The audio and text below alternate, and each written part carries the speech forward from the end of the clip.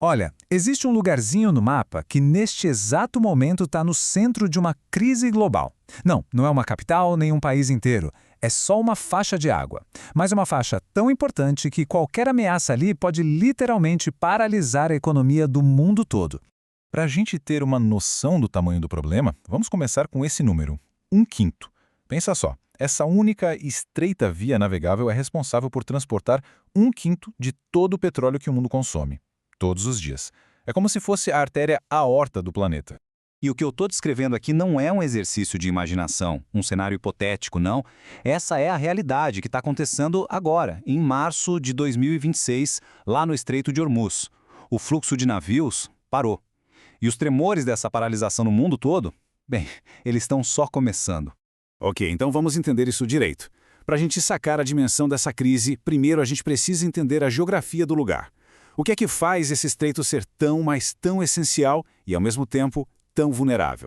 Pensa no Estreito de Hormuz como se fosse a única porta de saída de uma casa gigante cheia de petróleo e gás, que é o Golfo Pérsico. Países como Catar, Kuwait, Emirados Árabes Unidos, todos eles dependem 100% dessa porta para exportar sua energia. Não existe um plano B. É por ali ou por ali.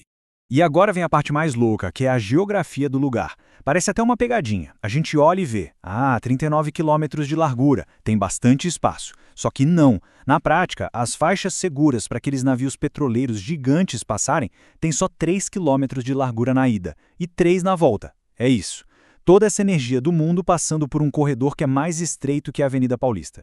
E o volume de coisas que passa por esse corredor é absurdo. Não é só petróleo, não. São 20 milhões de barris por dia. Por ali também passa 1/5 de todo o gás natural do mundo e, pasmem, 1/3 dos fertilizantes. Sabe o que isso quer dizer? Que um bloqueio ali não afeta só o preço do combustível, afeta o preço da comida.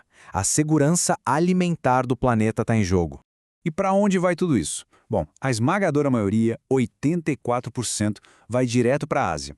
Isso significa que as maiores economias do continente, China, Japão, Índia, são reféns desse fluxo.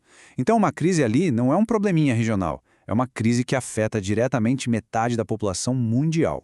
Certo, o cenário está montado, já deu para entender a importância estratégica do lugar. Agora a pergunta é, qual foi a faísca que começou esse incêndio todo? Vamos dar uma olhada na sequência dos fatos. O estopim da crise foi no finalzinho de fevereiro, com uma operação militar contra o Irã. Com a morte do líder supremo, o filho dele assume e jura vingança. E a retaliação veio poucos dias depois, da pior forma possível. A Guarda Revolucionária começou a atacar navios comerciais. O resultado foi imediato, um colapso. O tráfego caiu 97%. Na prática, o estreito foi fechado. E o que acontece quando a artéria mais importante da economia do mundo para de repente? O choque é global e é instantâneo. Afeta tudo, desde o preço que se paga para abastecer o carro até o que a gente encontra ou não na prateleira do supermercado. A reação do mercado foi em questão de horas. O preço do barril de petróleo disparou mais de 10%. As seguradoras, por sua vez, fizeram o óbvio. Cancelaram a cobertura para qualquer navio que se atrevesse a passar por lá. E as reservas de emergência que os países têm? Bom, elas duram no máximo uns 20 dias. É um band-aid tentando estancar uma hemorragia. E aqui está o ponto central. Isso vai muito além do preço da gasolina. Um choque de oferta dessa magnitude joga a inflação lá para cima no mundo inteiro. E com a inflação alta, o crédito fica mais caro, e isso tudo tem um risco real de empurrar as economias que já estavam cambaleando para uma recessão global, isso em questão de semanas. Tudo isso leva a gente para um verdadeiro paradoxo, uma pergunta que parece simples, mas cuja resposta, nossa, mostra como a geopolítica moderna é complexa. É a pergunta que não quer calar, né? Com tanta tecnologia, com tanto poder de fogo, por que as maiores potências militares do mundo não podem simplesmente ir lá, escoltar os navios e reabrir a passagem na marra? A resposta está numa estratégia muito específica. A resposta está em 2 palavras: guerra assimétrica.